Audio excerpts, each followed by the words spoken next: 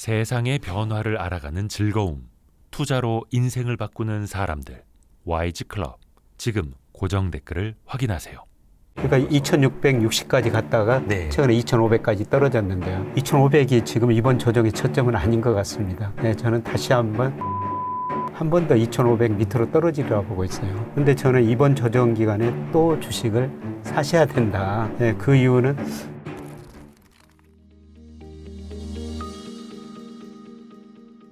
저희 지난 1월에 출연하셨을 때 제 기억에 남는 게 그때 코스피가 막 2200에서 2300 고지점이었습니다. 그래서 그때는 용기를 낼 때다. 이때는 살 때다라고 하셨거든요. 굉장히 감사한 말씀이었고.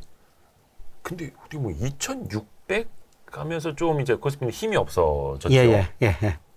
지금은 어떤 상황으로 혹시 보고 계세요? 아마 그때 제가 나와서 5월까지는 좀 많이 오르니까 걱정하지 마시고 투자하시고 6월에서 8월 사이에 좀 조정을 거칠 것입니다.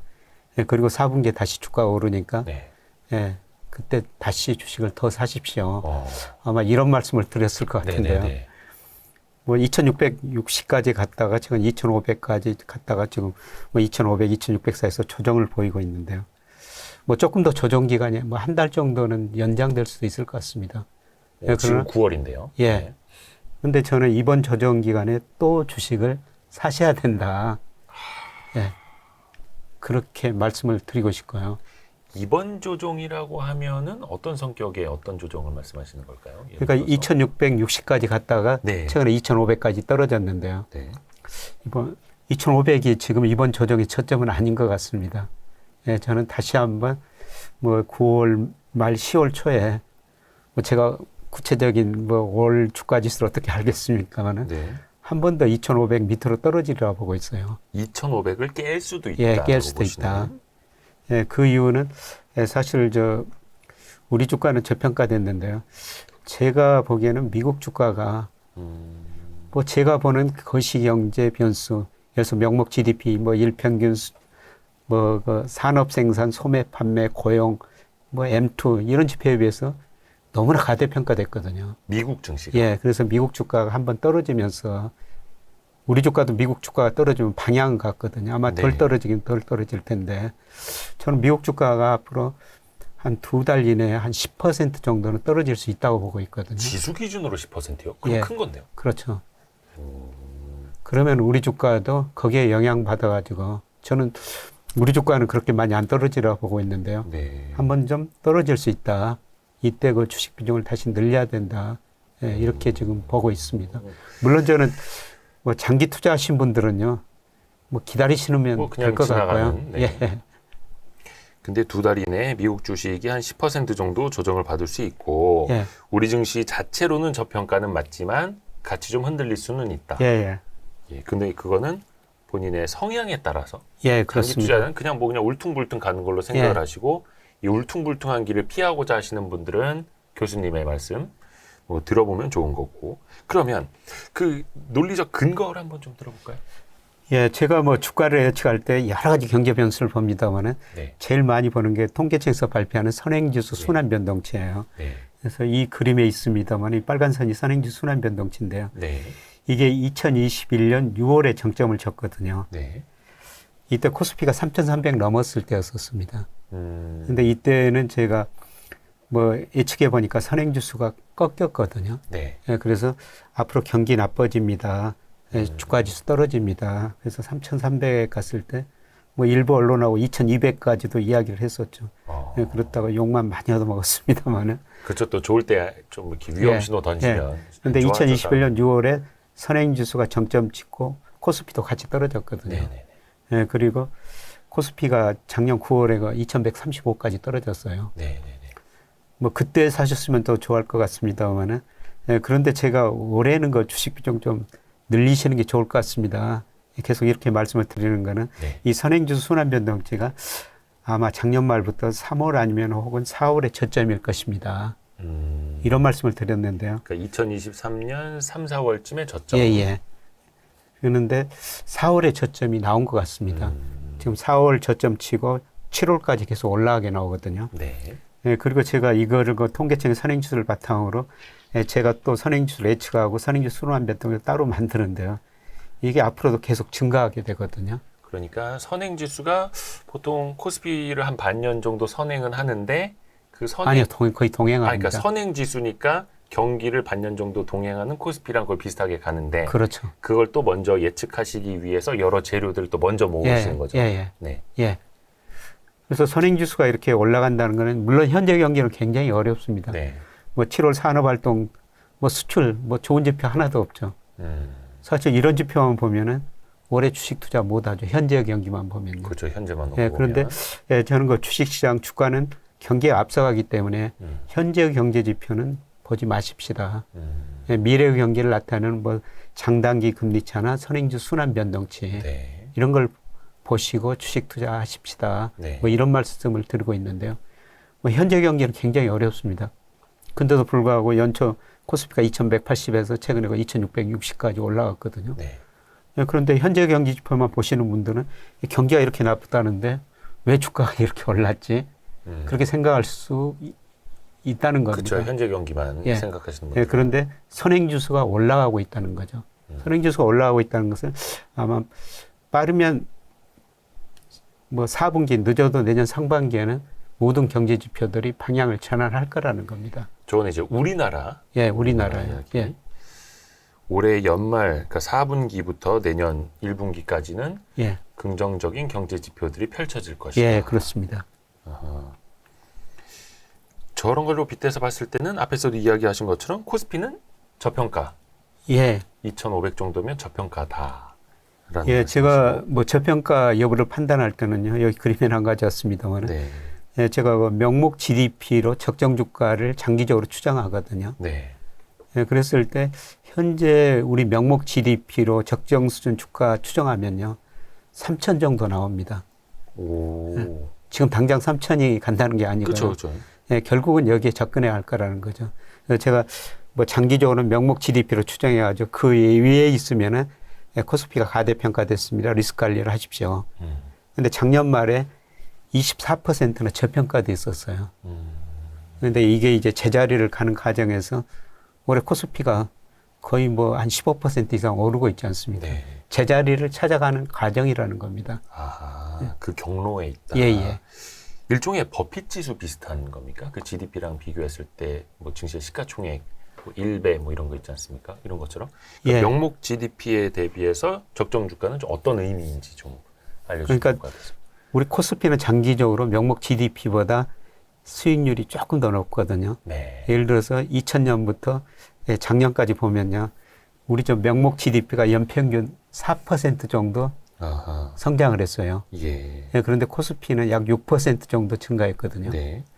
그러니까 장기적으로 보면은 한 1 내지 2% 정도 코스피 상승률이 높다는 겁니다. 그래서 장기적으로 명목 GDP가 증가하면은 뭐 우리 소득도 증가하고 주가도 같이 오를 수밖에 없다는 겁니다. 그런데 그 버핏 지수하고는 조금 다른데요. 버핏 지수 가지고도 비교할 수가 있죠.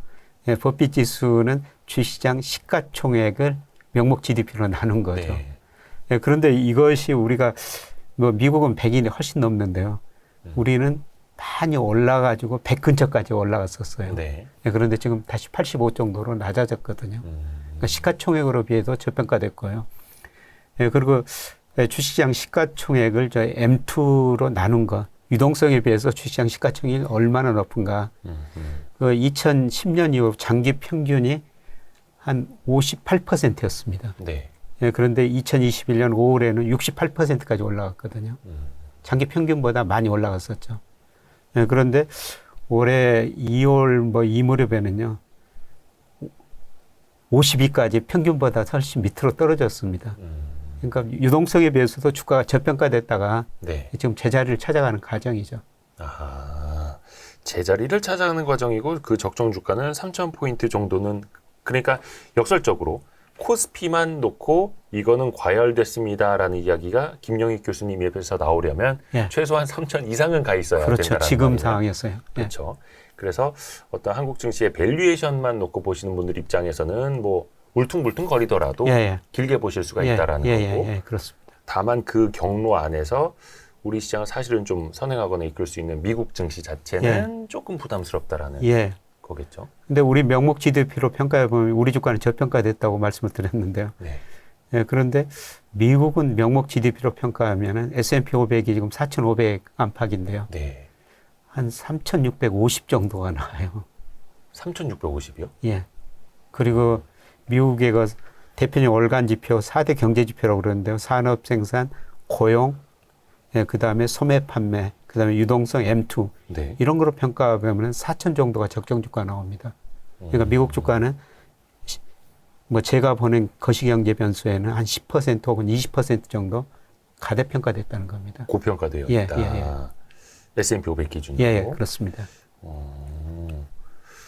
근데 이제 여기서 조금 반문을 드리자면 뭐 증시라는 게 고평가되어 있는 상황이 계속해서 그 밸류에이션 멀티플 자체가 높아지고 미래 성장을 반영하거나 미래 금리가 낮아질 걸 기대를 하거나 이게 또 이제 가격으로 같이 반영이 되었을 수도 있는 거잖아요. 조금 고평가되어 있다라고 해서 이게 늘 푹 꺼지리란 법은 또 없을 텐데 뭔가 좀 트리거가 있을까요? 트리거는 저는 미국의 경기 침체라고 보고 있거든요.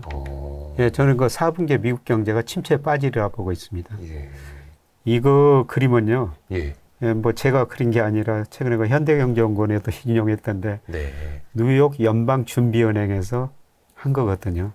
미국 경제 침체 확률을 계산한 거예요. 주로 10년과 3년 국채 수익률 차이 가지고 침체 확률을 계산했다는데요. 이게 지금 70%를 경기 침체 확률이 넘어서고 있어요. 그런데 과거에 보면 그 2010년, 뭐 2020년 이게 그 40% 근접하면서 미국 경제가 침체했거든요. 근데 지금 미국 경제 침체 확률이 70%가 넘는다는 겁니다.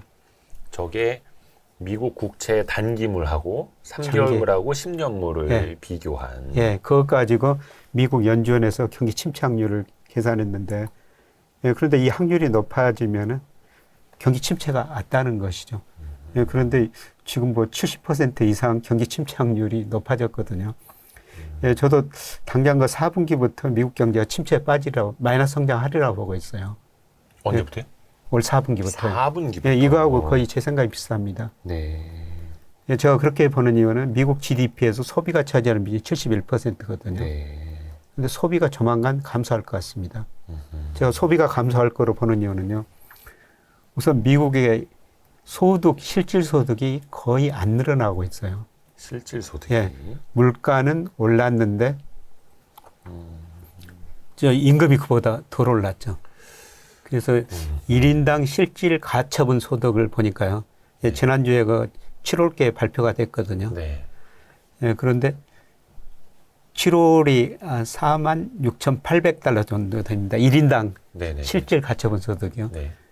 그런데 2020년 말에 47,000달러 정도 됐어요. 거의 3년 가까이 되고 있는데도 오히려 실질 가처분 소득이 낮아졌다는 겁니다. 그냥 물가가 원체 많이 올라서 임금 상승률도 사실은 많이 올랐다고는 하는데 물가가 많이 올랐으니 더 많이 올랐고 그러니까 실질적으로 이렇게 올라도 그냥 상승률이 좀 떨어지는.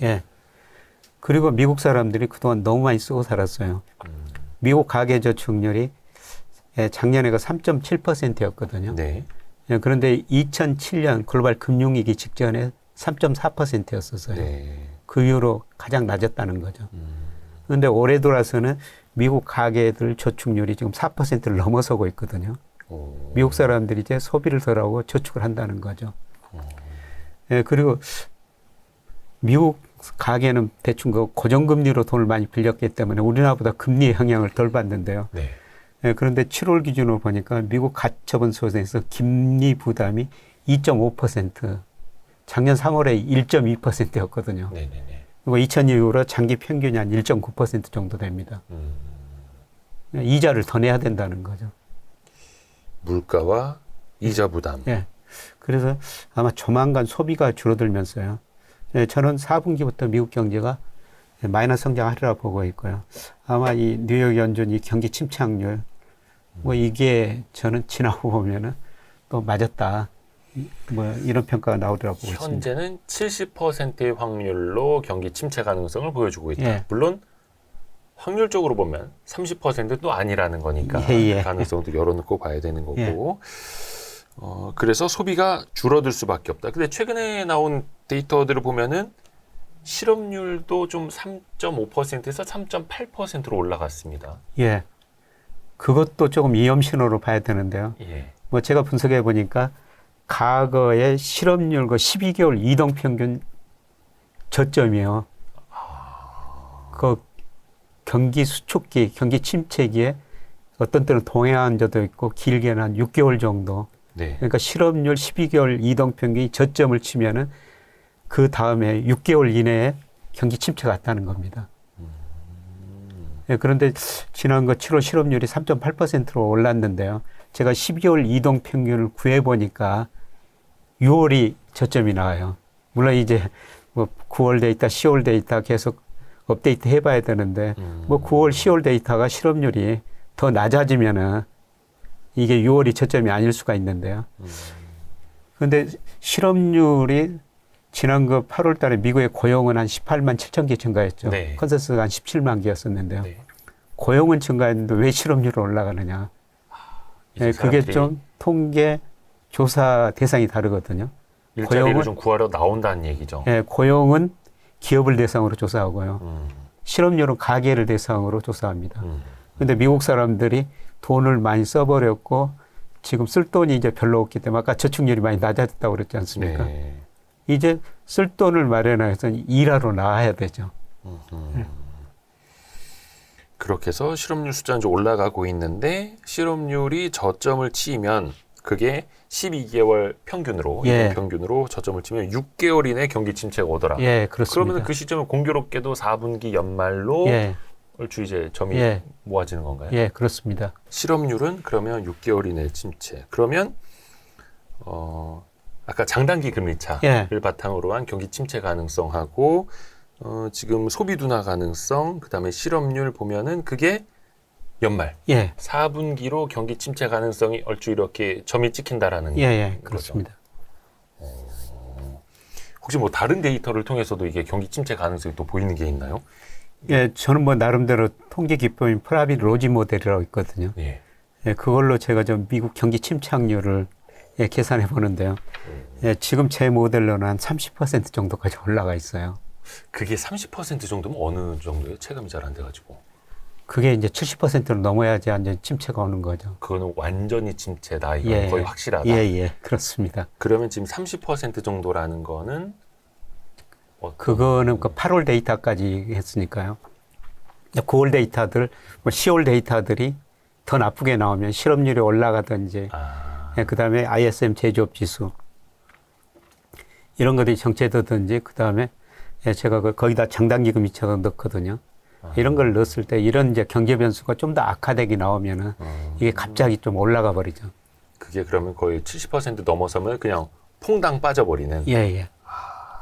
그리고 저 미국 경제는 정말 탄력적인 게요. 네. 소비가 감소하면은 미국 기업들 매출이 금방 줄어들기 시작하거든요. 거기가 좀 빠르죠. 예. 미국 기업들은 정말 고용이 탄력적이에요. 네. 예를 들어서 2020년 코로나 때문에요. 3, 4월 달에 미국 기업들이 일자리를 2,200만 개 줄이거든요. 네네네. 10년 동안 늘었던 일자리를 단 2달 사이에 줄여버린 게 네. 미국이란 나라입니다. 근데 소비가 줄어들면은 기업 매출 이익이 줄어들면요. 기업 그 경영자 입장에서는 아, 내가 너무 많은 일자리를 만들어 놨구나. 갑자기 줄여버릴 수가 있다는 겁니다. 그게 2022년에는 뭐 좀 사람들이 많이 오니까 막 임금을 더 올려줘서라도 그렇죠. 오세요 빨리 일하세요 했는데 예. 아, 이제 너무 많이 뽑아놨구나. 예. 이제 가세요. 예. 지금 그 코로나 이후로 일자리가 거의 2,600만 개 늘어났어요. 엄청 일자리를 지금 많이 만들어 놓은 거죠. 그게 과거 평균에 비했을 때도 굉장히 많이 예. 고용이 되어 있는 상태다. 그렇죠. 예. 그죠. 미국은 거의 완전 고용 상태였다고 하니까. 예. 근데 그 사람들이 이제 소비를 많이 하지 않으면 기업들도 고용을 줄일 수밖에 없는 상황이고. 그렇습니다. 그런 신호들이 나타나고 예, 있고. 예. 근데 이게 사실 경기 침체 이야기를 그래도 최근에 뭐 한 2, 3년 투자하신 분들이라면 많이 들어보셨을 거예요. 특히 작년 초에. 예. 작년 초에 미국 경제가 1, 2분기 연속으로 전분기 대비 마이너스 성장을 했잖아요. 예. 그래서 그때 이게 교과서에 나오는 기술적 침체가 맞다. 예. 근데 뭐 실질적으로 이건 침체는 아니다. 막 논란이 많았습니다. 예. 지금에 와서 좀 돌아보면 예. 그때 그 2개월 연속 역성장과 예. 교수님이 보시는 뭐 연말 내년 초에 나타날 경기 침체 이게 어떻게 다른 거예요, 질적으로? 저는 저 경기 침체 여부를 판단할 때 미국의 그 잠재 GDP는 미의회에서 쓰는 거 사용하고요. 네. 그 다음에 실제 GDP는 분기마다 발표되죠. 네. 그 차이가 얼마나 벌어졌느냐. 여기까지 침체 정도를 판단하거든요. 잠재 성장률과 예. 실제 성장률의 차이. 실제 잠재 GDP하고 실제 GDP 차이. 그걸 GDP 갭률이라고 그러거든요. GDP 갭. 예, 그런데 작년에는 한 1% 정도 됐어요. 실제 GDP가 잠재 GDP 밑으로 한 1%도 밑으로 갔거든요. 네. 예, 그거는 그 심각한 경기 침체가 아닐 수가 있죠. 예, 그런데 내년에요. 네. 지금 저 IB들 미국 경제 전망 보니까 평균 전망치가 0.2%입니다. 네. 0.2%를 제가 거기다가 그 모델에다 집어넣으면요. 미국 실제 GDP가 잠재 GDP 밑으로 한 2.5% 밑으로 떨어지거든요. 이거는 좀 심각한 침체라고 볼 수가 있죠. 그래서 IB들 전망이 얼마나 맞는가. 뭐 블룸버그 컨센서스는 한 0.9%입니다. 네. 그런데 모든 전망하는 기관들, 모든 예측 기관이 내년에는 미국 경제 성장률이 올해보다 많이 낮아진다. 이건 공통적인 견해거든요. 그런데 저도 오랫동안 경제 전망을 해보고 있습니다만은 경제 성장률이 올라간다고 했을 때는 경기가 사이클 회복 국면에서는 전망한 것보다 실제치가 더 높게 나와요. 네. 뒤따라가지고 계속 높게 조정을 하죠. 근데 경기 사이클이 꺾일 때는 경제 성장을 전망했는데 계속 예상치보다 낮게 나오거든요. 최근에 저 우리 경제 전망치도 계속 낮추고 있지 않습니까? 네네네. 네. 근데 미국이 내년에 0.2%라는 것은 사이클상 하락 국면인데요. 네. 그것보다 더 낮게 나올 수도 있다는 겁니다. 마이너스가 나올 수도 있다는 거죠. 이 사이클이 하락 국면에서는 예측한 것보다 실제치는 반드시 더 낮게 나오거든요. 뭔가 가속도가 붙어서. 예. 그러면 작년에 나타났던 경기 침체는 사실상 실질적으로 좀 큰 의미가 없는 거였고 올해 연말에 나타날 수도 있는 경기 침체가 확실하게 좀 GDP 갭이 벌어지는. 예, 그렇습니다. 이거는 그러면 충격이 있는 경기 침체다. 그렇죠. 저는 뭐 연착륙이 아니라 거의 경착륙 비슷하다고 보고 있습니다. 근데 지금 이제 9월이고 사실 4분기까지도 얼마 안 남았습니다. 예. 연말까지라 해봐야 한 3, 4개월밖에 안 남았죠? 예. 그러면은 그 이상 신호들이 지금 이미 나타나고 있다라는 거겠죠? 얼마 안 남았죠? 4개월이. 예, 그렇습니다. 아까 말씀드린 것처럼 연준에 이게 70%면은 이게 심각한 거거든요. 예, 그런데 조만간 저는 주식시장이 이미 저는 조정 국면에 들어섰다고 보고 있어요. 네. 월말 지수로 하면은 미국 주가가 7월 말보다 8월 말이 조금 더 낮아졌거든요. 예. 그러면은 지금까지는 거의 2년 가까이 인플레이션, 소비자 물가 지수 데이터를 가장 중요하게 봐왔잖아요. 그래서 그 나타날 때마다 막 충격 환희 막 이랬었는데 그러면 앞으로는 소비 관련된 데이터랑 고용 관련된 데이터가 제일 중요. 그렇죠. 할까요? 소비 관련 데이터가 제일 중요하죠. 소비가 줄어들면은 그 다음에 고용이 영향을 미치니까요. 고용보다 이제 소비 관련된 게 먼저 선행을 하니까. 예, 그렇습니다. 그러면 이제부터는 어떻게 보면 물가 데이터보다는 소비 관련 데이터를 훨씬 더 중요하게. 예, 그렇습니다. 그런데 최근에 좀 물가도 좀 불안하게 나와요. 오늘 저 한국은행에서 우리 그 소비자 물가 8월 걸 발표했지 않습니까? 3.4% 네, 3.4%가 나왔어요. 그런데 저 블룸버그 인베스팅닷컴이 그 컨센서스가 2.7%였거든요. 사실 3.4% 나왔으니까 이거는 굉장히 나쁜 거죠. 그렇죠. 뭐 좀 기상 상황도 안 좋았고, 그런 이상적인 올랐고. 농산물 가격도 올랐고, 그 다음에 공공요금 이런 것들이 뭐 전기, 가스 뭐 이런 것들이 작년 동월보다 무려 21% 올랐더라고요. 그런 일시적인 요인도 있기는 있지만은 일단 물가 3.4%라는 거는 이거는 굉장히 안 좋은 거거든요. 9월에는 좀 더 높게 나올 것 같습니다. 여전히 3%대 상승률이 나온다는 건 안 좋은 거다. 4분기에는 좀 물가 상승이 낮아지겠지만은 예, 중요한 거는 미국도요. 예, 최근에 뭐 3.2%까지 떨어졌는데 제가 예측하면은 미국 8월 물가도 한 3.4% 정도 나오는데 뭐 모델에서 높게 올라가게 나오면 실제치는 보통 그것보다 더 높게 나오는 경우가 많거든요. 아마 미국도 물가가 8월 물가가 7월보다는 더 올라가게 나왔을 것 같습니다. 그러면 또 연준에서 또 금리 더 올릴 것이다 이런 이야기가 나오면서요. 뭐 경기도 이제 서서히 나빠지기 시작하는데 물가도 뭐 8, 9월은 높은 수준 유지하고 있으니까 이거 둘 다 주시하기는 별로 안 좋을 것 같습니다. 미국의 물가는 이제 한창 내려가다가 예. 다시 3%대로. 근데 사실 3%대라는 건 전년 동기 대비죠. 예, 전년 동기 대비. 근데 전월비로도 좀 봐야 되잖아요. 흐름을. 예. 전월 대비도 한 0.45%. 근데 우리가 지금 8월 달에 전월 대비 1%거든요. 맞아요.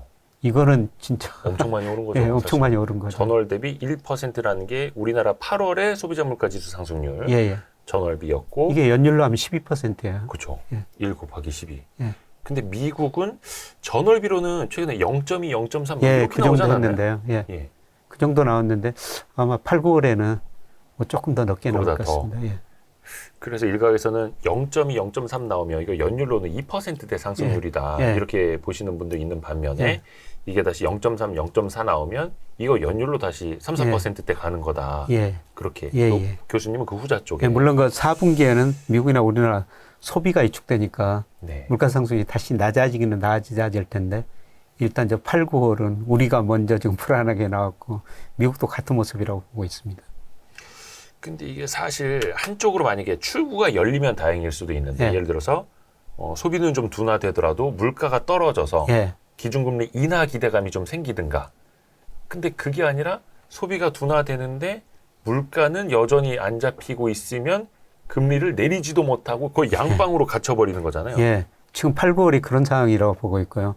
아마 4분기 중후반 가면은 이제 물가 상승률이 낮아지고 뭐 경기가 뭐 나빠진다는 게 눈에 보이는 데이터들이 나올 것이기 때문에 뭐 그때는 이제 금리 못 올리고 내려야 된다. 이런 거 시각이 나올 텐데요. 근데 9월까지는 9월 물가가 이제 10월 중순까지 발표되지 않습니까? 네. 미국은. 네. 우리나라는 뭐 10월 초에 발표되고요.